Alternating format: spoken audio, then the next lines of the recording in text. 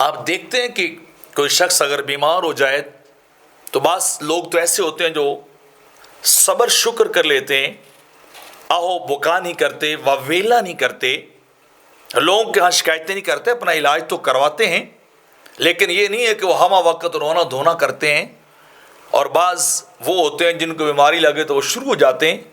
اور جس کو نہ پتہ ہو ہر ایک کو بتاتے ہیں، اپنی گولیاں، اپنی ٹیبلٹس، اپنی میڈیسن اپنے پاس رکھیں گے، جہاں بیٹھیں گے وہ جوڑیں گے، ہتھیلی کے اوپر گولی رکھیں گے اور پئیں گے، اور دائیں بائیں دیکھ کے گلاس پانی کا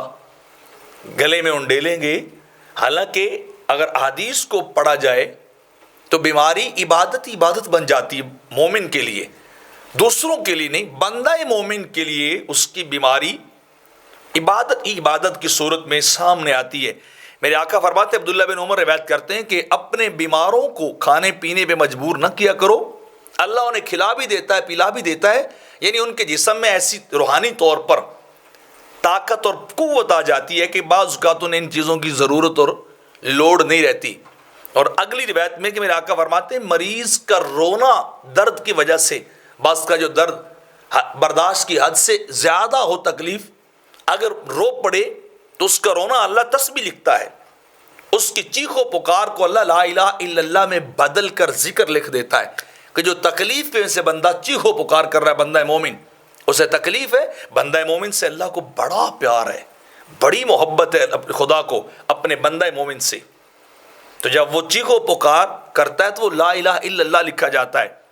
اور میرے آقا فرماتے ہیں اس کا سانس لینا بھی اللہ صدقہ لکھتا ہے، کہ یہ صدقے کی طرح اس کی مریض کا، مومن کا سانس لینا ایک صدقہ ہے، اور اس کا سونا عبادت لکھا جاتا ہے،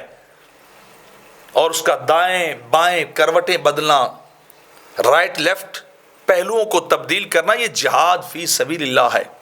یعنی جتنی اس کو تکلیف ہوتی ہے وہ جہاد فی سبیل اللہ جتنا درجہ لکھا جاتا ہے۔ اور میرے آقا فرماتے ہیں پھر وہ جو تندرستی کے عالم میں جتنے وہ اعمال صالحہ کرتا تھا، یہ کرم بالا کرم ہے خدا کا اپنے بندوں پر، صاحبان ایمان پر،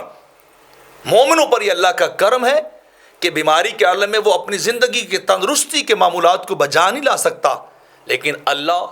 انہی معمولات کے مطابق روزانہ جو وہ کچھ کرتا تھا تندرستی کے عالم میں، اللہ اس کے نامہ اعمال میں اتنے اعمال اور اتنا اجر روزانہ لکھتا ہی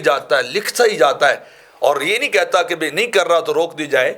تو بیماری کے اندر رب ذوالجلال بندہ مومن کا اتنا خیال کرتا ہے کہ سارے عمل ہی اللہ اس کے لیے عبادت بنا دیتا ہے۔